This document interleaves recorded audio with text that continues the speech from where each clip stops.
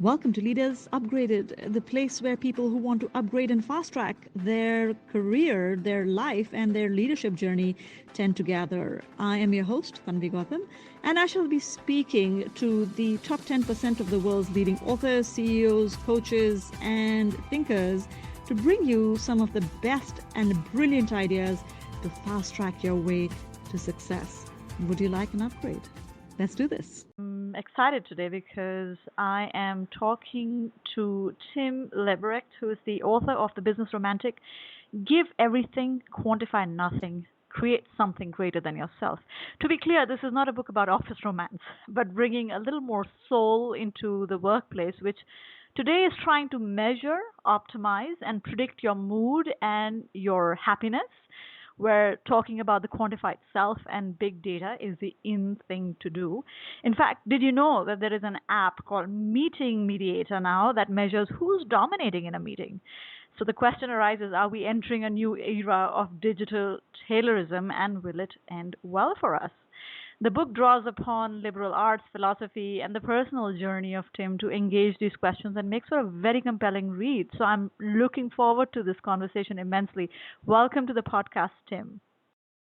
Thanks so much. Thanks for having me, Tony.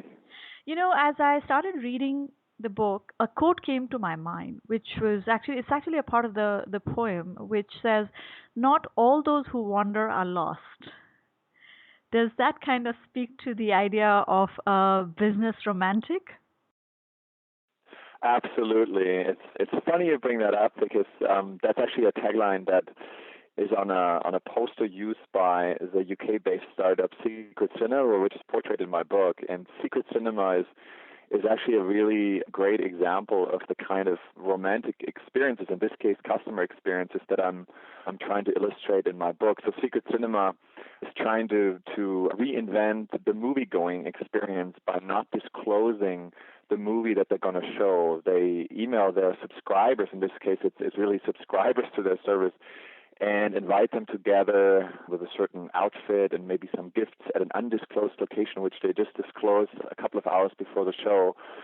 And so they're reintroducing secrecy and mystique into the movie-going experience at a time when the movie experience is readily available at your fingertips. You can see a movie anytime, anywhere, on iTunes and anywhere else. And they're trying to create artificial scarcity by eventizing and mystifying, if you will, the movie-going experience again. And the mantra or the principle at the core of this is really what you just said, that not everyone who wanders is lost, right? There is value in not knowing where you're going, not knowing the destination, not even knowing the guardrails, and just exploring and losing control to some degree in order to have a meaningful, more distinguished experience in this abundance of predictable, quantified, automated experiences that we're exposed to these days. Yeah. You know, there's Gareth Morgan's best-selling book called The Images of the Organization, where he thinks about the organization in metaphors, and he talks about how the organization could be seen as a machine. So it's made up of parts, it's a mechanistic system. And the organization could be seen as a living organism, which grows and changes and has interdependencies, or the organization as a brain. But he never wrote of the organization from the romantic lens. So in some ways, you are bringing in a new perspective on how we can think about the workplace and the employees and our experience of work itself, and to think about employees not just as a pair of hands and brains, but people with a heart. Would you agree with that portrayal? Oh, I would absolutely agree with that portrayal. That's music in my ears. Romantic music in my ears, what you just said. And I actually have to tell you a funny story. There is an author named Eric Liu who writes quite a bit about democracy and politics, and he wrote a book that's called Democracy is a Garden, Not a Machine. And interestingly enough, I was out in New York City having dinner with a friend, And my friend knew him, and accidentally we ran into him. It was really interesting, and we started talking, Eric and I, and he mentioned his book, and I mentioned that I was writing a book called The Business Romantic, and he said the world is a garden and not a machine. And I thought that was quite beautiful. What that means is, of course, is the garden is a maze, essentially, right? It's organic, it has mysteries. There isn't the territory always goes beyond the map, if you will. Yeah. There's also various layers. I think what is particularly romantic about this idea of the organization being a garden is probably that it's not just one garden. It's also another garden and another garden. In other words, I think the romantic believes that there isn't just one reality. There isn't just one objective truth. There are parallel worlds. There are alternate realities that are possible. And I think that's actually very liberating and encouraging to acknowledge that there isn't just one organization. There's a whole layer of possible organizations and possible worlds, and you don't have to be just one consistent self as a manager and leader. If you show up to work, you don't have to be just a functioning performer within one system. There are all kinds of staggered layers and systems that you have access to. By the way, that's what I find really intriguing also about the potential of virtual and augmented reality, is that is arriving at the workplace as well, that we can literally be in parallel worlds, right? So the office can turn into a beach, can turn into a journey. You can literally immerse yourself in all kinds of environments through technology. I think that's actually quintessentially a very romantic quest. Yeah, I'm going to gently pull us back into the reality. Isn't it that I think you and we are from the same strain of thought when it comes to this idea of learning to live with that space which is not predictable and perhaps should never be predicted. But I have to tell you that when I was reading the book, I realized just how steeped we are in forever trying to eliminate that concept from our lives and to try and have so much control and predictability in everything that we are trying to do in the workplace. And as you say in the book, the algorithmic truth is not the only truth in business. And I do believe that reality is contested. I mean, even within organizations, we have cultures and subcultures, and we all know what the world thinks of the HR department, and the HR department doesn't think the finance guys have a clue on how things ought to be done. So, the reality, perception is reality, and everybody's perception is different. But I have to give you marks for courage. If I was thinking of writing this book, I would be really worried about the fact as to who would be the people who would buy this book when our business culture and workplace culture has become so quantified, and we are so focused on wanting to predict everything. So why did you think this was the right time to start talking about this? Why is it the right time to bring, the word you use in the book is enchantment, back into the workplace? And for the business-minded people who are listening to this podcast, can romanticism in the workplace be a differentiating factor for your business? Yeah, that question is of course a very valid one, and I'm getting this a lot. It's like, well, it's nice to be a business romantic, but how do I avoid going broke?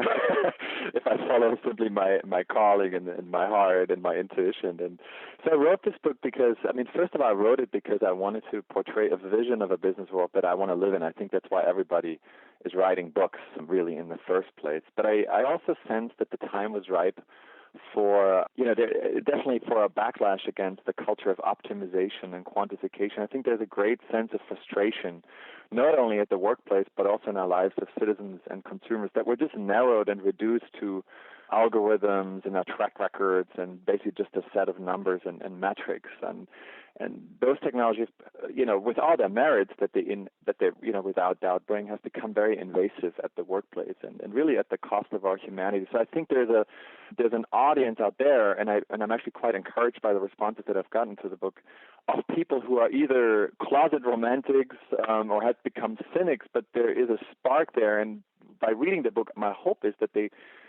realize, this is actually, I hadn't had access to this kind of thinking, but I am a romantic. I have these sentiments and I have these needs. So this is giving me a language to identify myself and come out, if you will, as a business romantic. So that's definitely one reason and one audience I was trying to to target. But there are also, I think, and that's why it's a business book and not just a philosophical treatise or an essay or so or a poem. There are, I think, very concrete business benefits to this, which is the fact that we know from Gallup surveys that only 13% of employees worldwide are fully engaged at work. We also know that there's a great disconnect between the perception of managers and their staff in terms of buy-in and belief in the mission and the purpose of an organization. So all these metrics, if you then want to cite these metrics, they underscore that there's a great sense of frustration. There's a disenchantment going on at the workplace and beyond, and also a great disconnect between people and trust in business and the role of business in society. And I think that comes at an economic cost for organizations. On the one hand, in terms of attrition, so it is, as we know, very expensive to replace and rehire, and any attrition, especially of really talented people, is a huge burden that companies should avoid. And secondly, I think introducing the notion of romanticism and creating experiences that people really love, that they're passionate about, creates a sustainable competitive advantage in terms of customer loyalty. So it's really the difference between liking because of functionality and utilitarian value and loving. It's the difference between, if you will, Dell and Apple, right, and other brands that are truly, truly loved. And so there's a talent economic benefit for organizations, but there's also a significant benefit in terms of attracting and sustaining customers if you are a romantic organization, a romantic brand. Those are the reasons I wrote this book, and I feel very encouraged by the response it's gotten so far. Yeah, no, absolutely, and I think it fits right in with the ideas that I think future-ready leaders need to absolutely pay attention to. I wanted you to talk a little bit about the story that you tell in the book about the Olympics as a perfect example of coexistence of the romantic imperative and the business imperative. I thought that very beautifully illustrated how there need not necessarily be an either and or, but that these things could coexist. So would you tell us that story?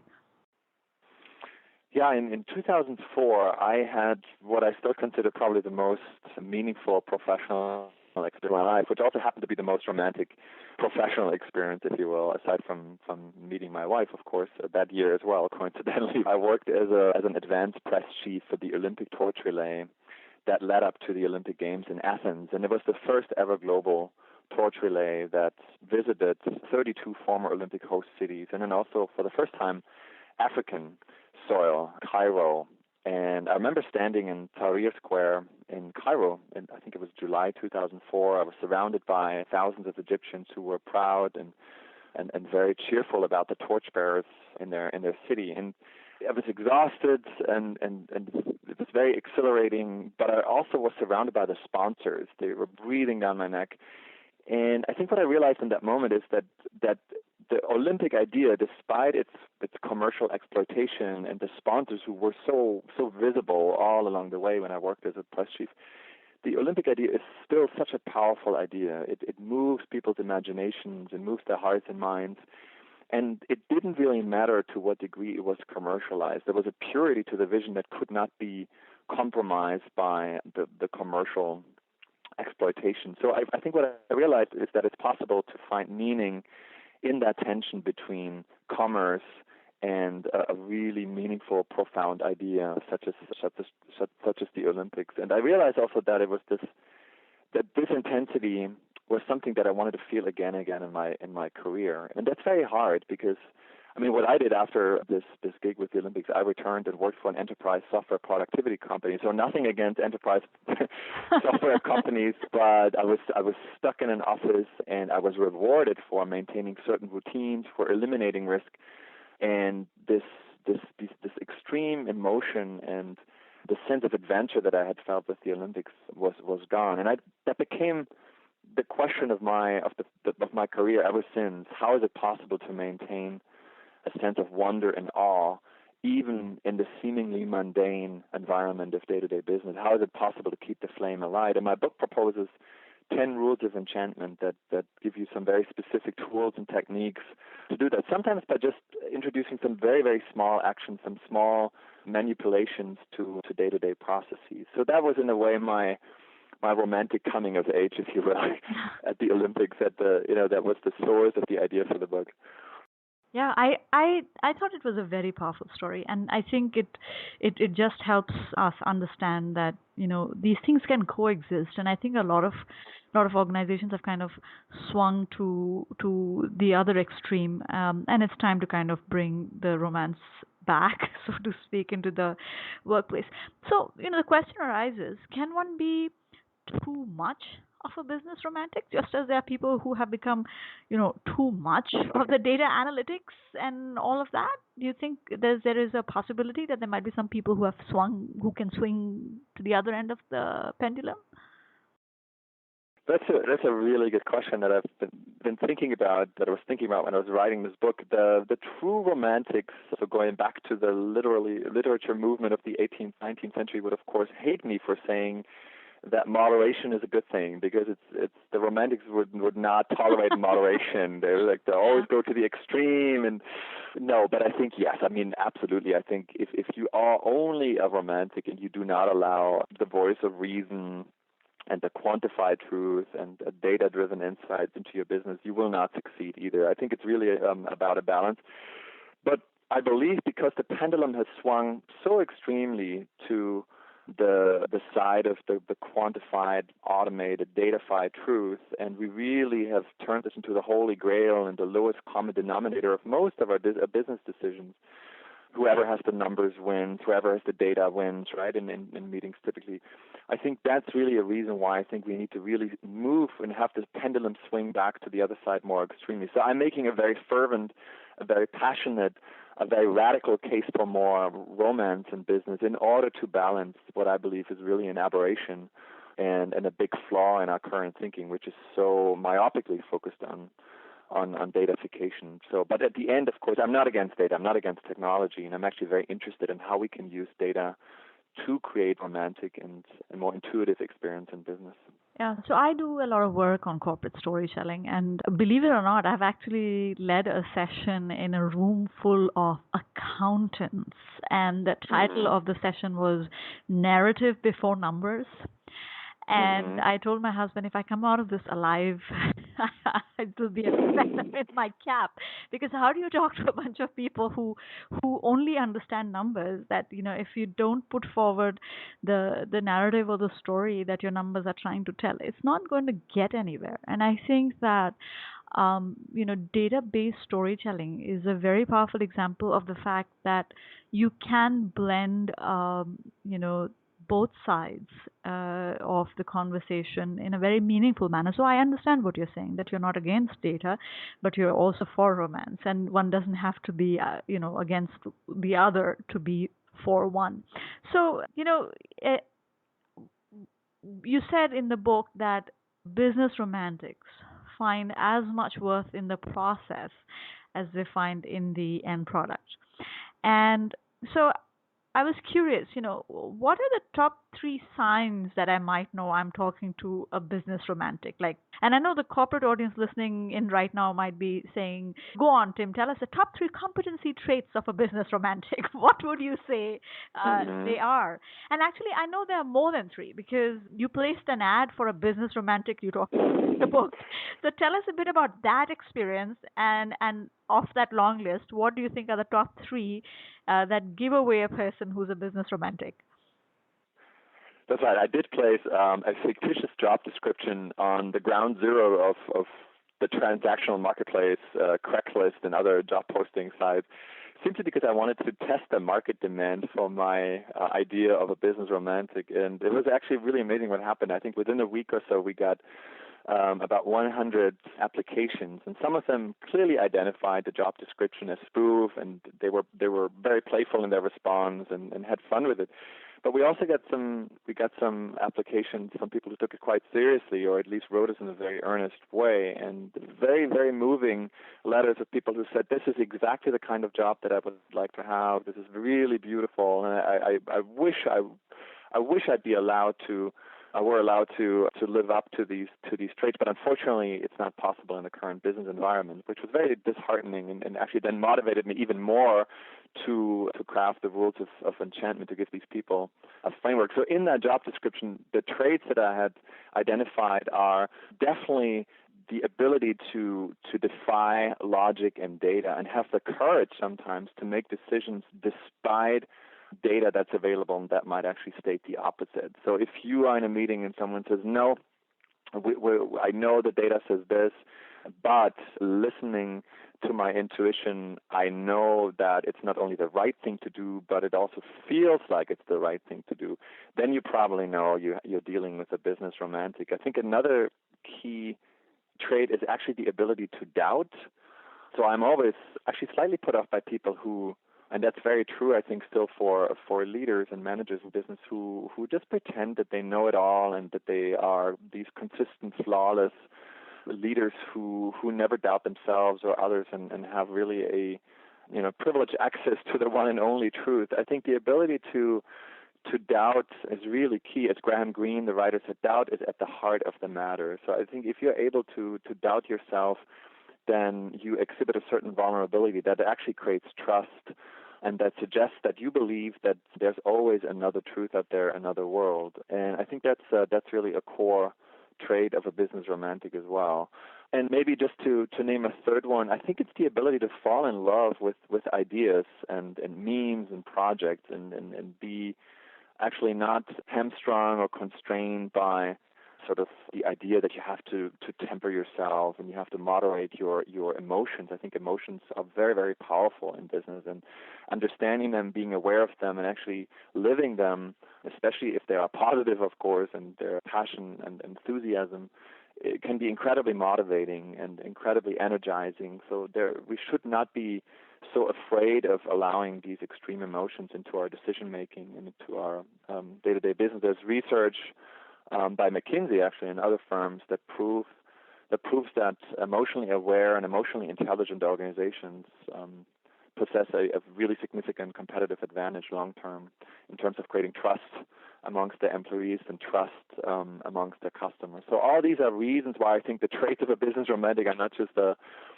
pipe dream, but actually have real significant economic benefits for any business. Yeah, I think that's a perspective I completely understand. But we've been talking about the business romantic as an individual. Can a culture of an organization be classified as a business romantic culture? So I'm just thinking in a culture that values this, or a culture that has a lot of this in their environment. For example, I think people might be more forgiving of failure, perhaps, because they are not looking for those watertight solutions that have figured the world out and you move from point A to point B. Have you given some thought to that in terms of corporate cultures embracing this idea at all?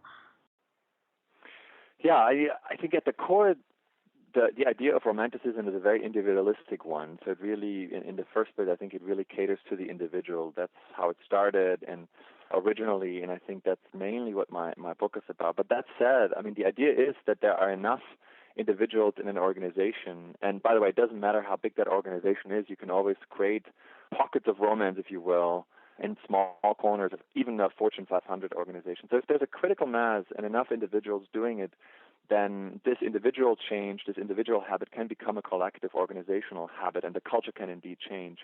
I'm a little skeptical about business romanticism becoming a top-down, firm-wide strategic initiative. So I'm not sure if I can envision the CEO at a town hall meeting saying, "Oh, we're going to become, a romantic organization. Here are sort of the 5 strategic pillars that we're going to implement tomorrow." I think that would be very much the opposite of romance. So it needs to be organic. It needs to be a groundswell. It needs to be grassroots in order to be successful. But there are organizations. I don't think there is like one quintessential romantic organization out there, but there are firms, Etsy, an organization that's very much centered around authenticity and passion. Virgin, Sir Richard Branson probably counts, I think, as a business romantic through and through. Yeah. I think there are some companies that exhibit parts of the kind of culture that I'm trying to describe, but I don't think there is just this one shining example that to 100% epitomizes what my book is about. Right. And for those of you who want to get started on the journey, there is a business romantic starter kit at the end of the book, which provides you with the 15 steps. It provides you with a playlist. It provides you with the movies, the destinations, all for the business romantic. And it sounded to me very much like you could almost build a tribe out of it. I really enjoyed reading that section, so I would encourage everyone to look that up. It's been fabulous talking to you, Tim. I really appreciate the time you have taken for our listeners, and we will definitely put a link to your book and your Twitter handle and the rest of it in our show notes. So thanks for being here, and thank you for reminding us that there is an alternate way to think about things. Thank you so much, Tammy. I really enjoyed being on the show. And I think I'll end the show finally with a quote that I found in the book, which I have read many times since, which says, "To romanticize the world is to make us aware of its magic, mystery, and wonder. It is to educate the senses to see the ordinary as extraordinary, the familiar as strange, the mundane as sacred, the finite as infinite." I simply love that. So I encourage you all to pick up that book and find that romance that is missing in the workplace. Thank you very much. Thanks for tuning into the podcast. That concludes this episode of Leaders Upgraded. But wait, your journey is just getting started. Go to www.leadersupgraded.com for more insights, more inspiration, and more tools to continue the journey. And if you have someone who you would like to nominate for the podcast, or a particular topic you'd like us to cover, then also visit www.leadersupgraded.com and let us know. If you like this episode, please do share it. Please do subscribe to the podcast. And I look forward to continued upgrades with you. Take care.